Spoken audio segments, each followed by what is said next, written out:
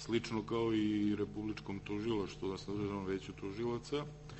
Smatram da postoje vrlo ozbiljni razlozi da pre svega Visoki savet sudstva započne na tome, onda verovatno u saradnji sa Ministarstvom pravde, ali i sa Narodnom skupštinom, napravi jednu analizu mreže postojećih sudova, njihove opterećenosti, njihove funkcionalnosti i broja radnih mesta koji postoje tamo. Ne bih posebno da obrazlažem, smatram da broj sudijskih pomoćnika koje treba angažovati, čije ovlašćenja treba proširiti u postupcima je takođe nešto što je gotovo identično kao i kod tužilaštva, ali samo uvećanje i izbor broja sudija nije jedino rešenje koje ovde može da postoji. Znači, u prethodnom sazivu ovaj dom je više puta predlagao, insistirao na tome, na izmenama iz EKP-a, iz EPP-a, u smislu, čak, to je jednostavno praktično tehnička korekcija, to je da se više zapisnici ne vode na način na koji se vode, već da se suđenja tonski beleže. To je danas izuzetno jeftina kategorija, to nije cena te opreme kao što je to bilo pre 10, 15, 20 godina kada mi je to delovalo kao Space Shuttle filmovi i ostalo.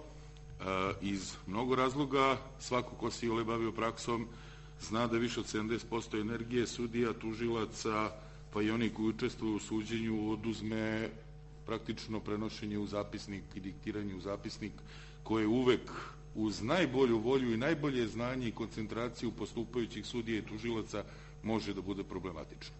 Znamo da vrlo često kod utvrđenja činjeničnog stanja, čak definisanje, da banalizujem, mesta gde se neki zarez nalazi, od toga može zavisiti da li će neko biti oštećen u postupku ili će se neko izvući ili neće odgovarati ili će možda bez razloga odgovarati ili će pretrpeti nekakvu materijalnu štetu. Znači, to je jedan od pravaca koje ozbiljno treba kroz tu analizu potencirati. I još nešto vas molim da Državno veće Visoki savet sudstva ponovo preispita broj sudija po osnovnim sudovima, jer imam uverenje koje traje već predugo, a to je da recimo između ostalog sud u Obrenovcu izuzetno oštećen sa malim brojem postupajućih sudija i bit ću krajnje otvoren kao što sam bio otvoren i pre 4 godine i ranije.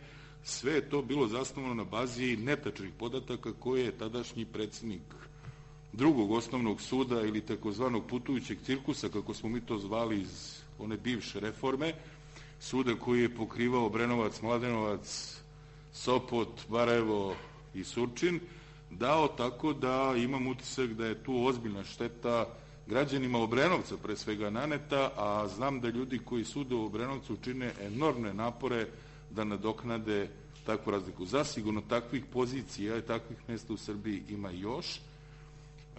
Mislim da treba čak razmisliti i o otvaranju novih osnovnih sudova, jer tamo gde nema države u nekom mestu, gubi se osjećaj prisustva, pripadnosti državi, gubi se osjećaj da država postoji i iskreno rečeno najbolje sudije i najefikasnije pravosuđe i tužilaštvo su oni koji su izuzetno dobro plaćeni, izuzetno dobro osposobljeni i nemaju posla.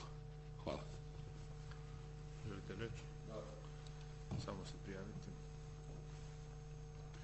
Želim da se zahvalim kolegi Komlenskom na ovim